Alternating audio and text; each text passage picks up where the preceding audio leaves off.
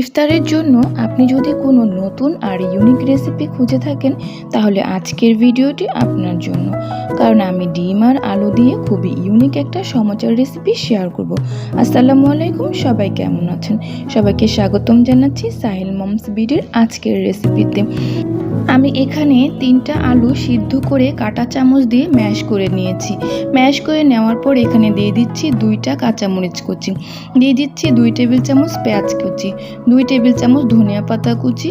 এরপর এখানে দিয়ে দেব 2 টেবিল চামচ পেঁয়াজের বেরেস্তা। চাট মশলা দিয়ে দিচ্ছি 1/4 টিস্পুন, লাল মরিচের গুঁড়া দিয়ে দিচ্ছি 1/2 চা চামচ, লবণ দিয়ে দিচ্ছি 1 চা চামচ, ধনিয়া গুঁড়া দিয়ে দিচ্ছি 1/2 চা চামচ। আমি এখানে একটা সিদ্ধ করা ডিমকে গ্রেট করে দিয়ে দিচ্ছি। এরপর দিয়ে দিব মোজারেলা চিজ। মোজারেলা চিজটাকেও আমি খুব সুন্দর করে গ্রেট করে দিয়ে দিচ্ছি।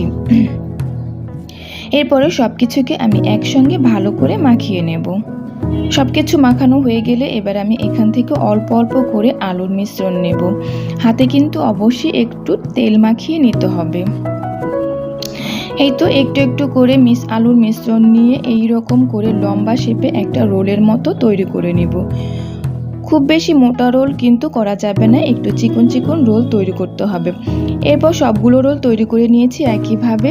এখন একটা ডো তৈরি করে নিতে হবে। আমি একটা মিক্সিং বলে নিয়ে নিচ্ছি 1 কাপ ময়দা, সাথে দিয়ে দিচ্ছি 1/4 টিস্পুন লবণ, কালো জিরা দিয়ে দিচ্ছি 1 চা চামচ, এরপর দিয়ে দিচ্ছি 1 টেবিল চামচ তেল।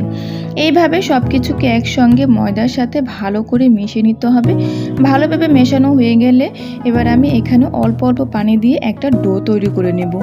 নর্মাল রুটির পরোটার জন্য আমরা ডোটা ঠিক যেভাবে তৈরি করি সেভাবেই তৈরি করে নেব।